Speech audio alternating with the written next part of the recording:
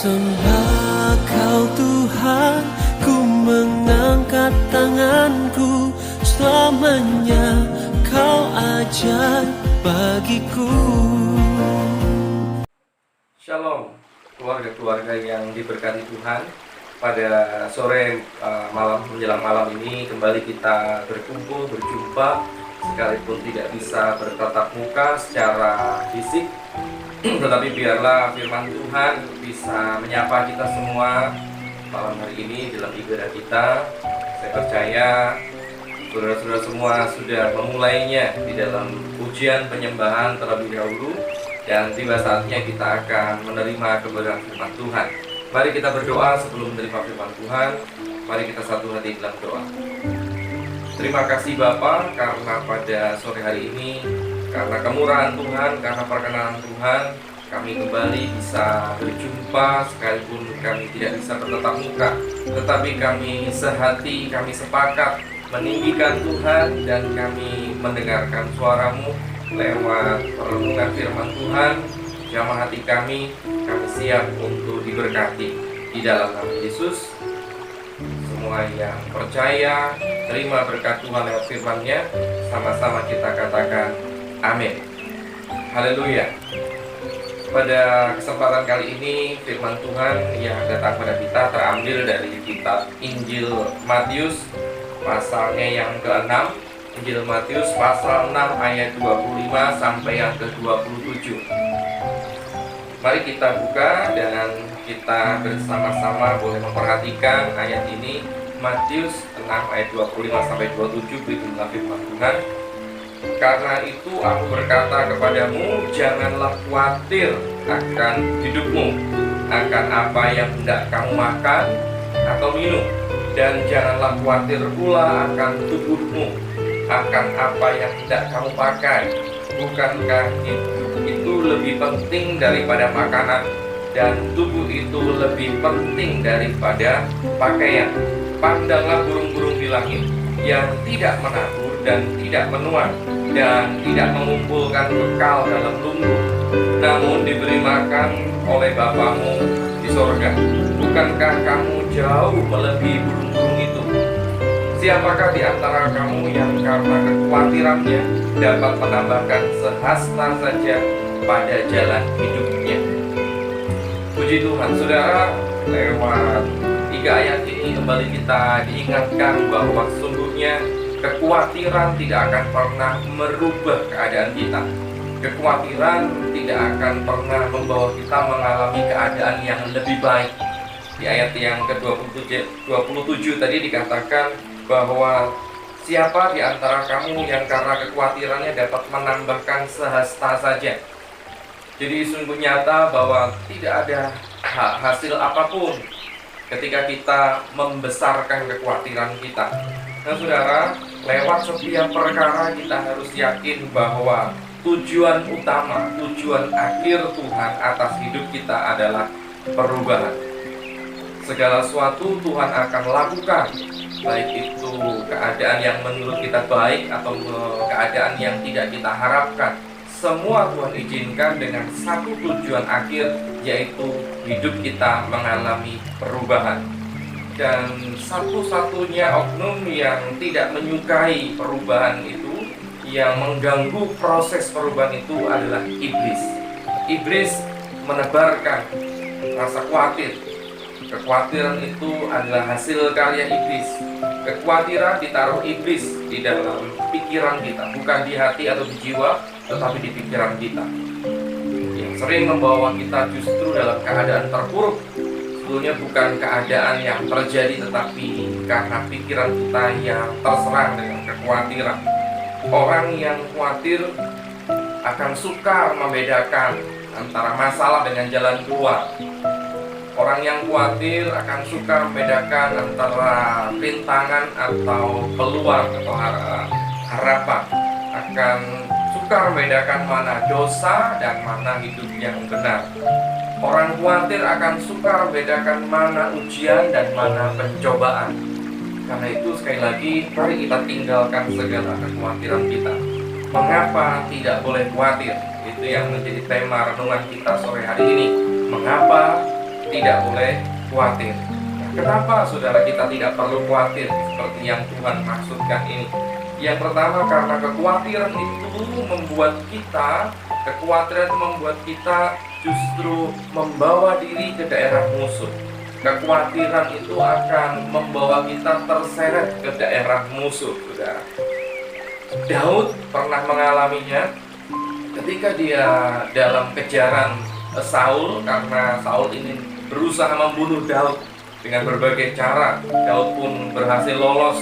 Dia harus pergi ke sana kemari, keluar masuk kampung, dia harus masuk ke gua, naik ke gunung, dan lain sebagainya. Sampai pada suatu saat Daud mengalami keterpurukan, dia terganggu pikirannya, dia mulai khawatir, dan kekhawatirannya itu akhirnya dia membuat satu keputusan yang sukar untuk dipercaya. Keputusannya saat itu adalah ia memilih untuk masuk ke daerah musuh, yaitu ke daerah Filistin.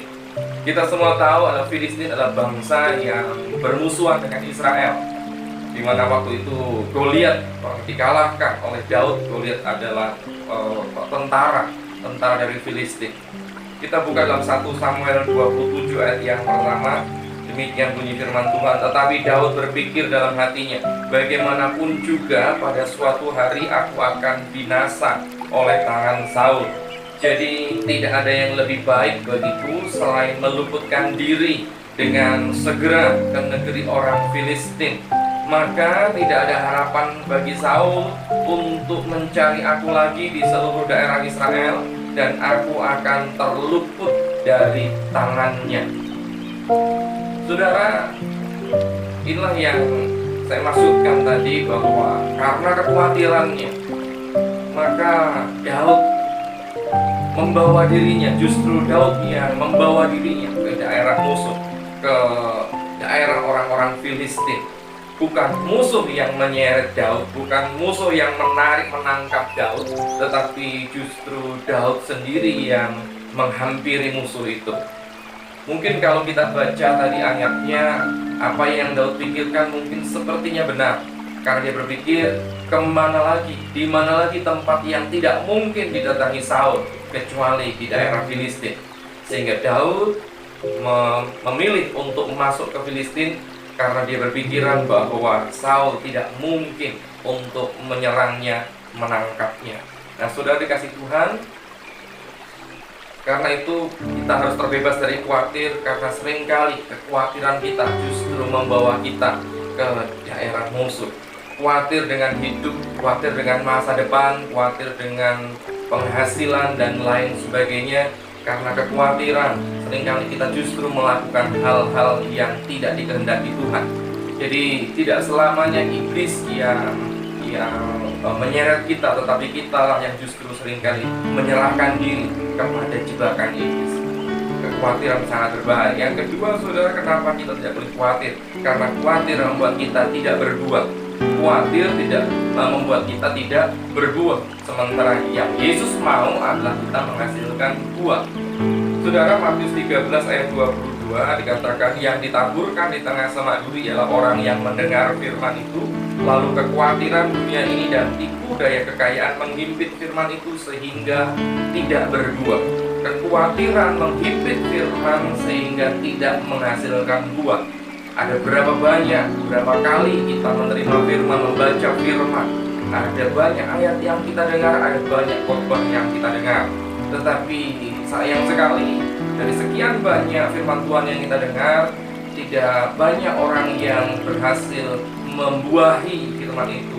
Jadi kehidupannya tidak menghasilkan buah seperti yang Tuhan firmankan, karena diserang dengan kekhawatiran. Kekhawatiran menghimpit firman Tuhan sehingga tidak berbuah.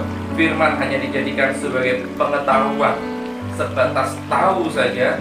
Firman Tuhan tidak dijadikan sebagai kebenaran yang harus dipraktekkan. Saudara, itu tidak akan pernah mengubah keadaan kita. Orang yang khawatir akan cenderung mengandalkan kekuatannya sendiri. Tetapi orang yang percaya, sekalipun dalam keadaan yang menekan, dia akan tetap mengandalkan Tuhan. Orang yang mengandalkan Tuhan tanda bahwa dia sudah terbebas dari rasa khawatir. Kekhawatiran jangan sampai mengikat kita, karena kekhawatiran membuat kita tidak berbuah. Sementara yang Yesus cari dalam hidup kita bukan kuatnya, bukan gagahnya pohon, bukan kuatnya akar, bukan lebatnya daun, tetapi Yesus cari buah-buah dalam kehidupan kita. Yang ketiga, saudara, kenapa kita tidak boleh khawatir dalam menghadapi hari-hari yang jahat ini? Karena khawatir membuat kita kehilangan bagian yang terbaik. Kekhawatiran itu membuat kita kehilangan bagian yang terbaik. Saudara. Lukas 10 ayat 41 sampai yang ke-42. Lukas 10 ayat 41 sampai 42 mengatakan, sedang Marta sibuk sekali melayani. Ia mendekati Yesus dan berkata, Tuhan, tidakkah engkau peduli bahwa saudaraku membiarkan aku melayani seorang diri? Suruhlah dia membantu aku. Tetapi Tuhan menjawabnya, Marta, Marta, engkau khawatir dan menyusahkan diri dengan banyak perkara. Dan saudara, Marta dikatakan di engkau tidak mendapatkan bagian yang terbaik, sementara saudara Maria sudah mengambil bagian yang terbaik. Kenapa? Karena Marta dipandang Yesus terlalu khawatir, menyusahkan diri. Tanpa ketenangan tidak seorang pun menghasilkan sesuatu yang baik. Segala hal yang dikerjakan tanpa ketenangan tidak akan menghasilkan sesuatu yang baik.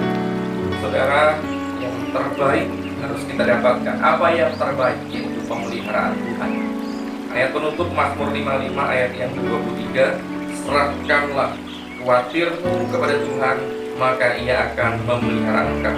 Tidak untuk selama-lamanya dibiarkannya orang benar itu goyah.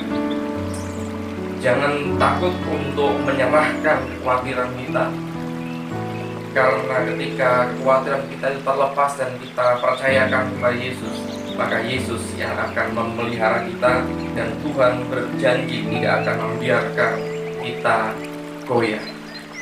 Percayalah, apapun keadaan kita, Tuhan tetap menjamin kehidupan kita. Mari jangan khawatir, tinggalkan kekhawatiran kita. Hiduplah mengandalkan Tuhan, bukan kekuatan kita sendiri. Tuhan Yesus memberkati. Mari kita berdoa. Bapa, kami percaya Tuhan ada bersama kami. Memberkati Tuhan setiap rumah tangga, setiap kepala keluarga, setiap kaum wanita sebagai ibu rumah tangga, sehingga lewat mereka kehidupan anak-anak menjadi semakin baik, masa depan penuh pengharapan sesuai dengan janji Tuhan, sehingga dengan keyakinan tersebut kami terbebas dari rasa khawatir. Di dalam nama Yesus, biarlah berkat Tuhan turun tercurah atas umat-Mu. Haleluya. Amin.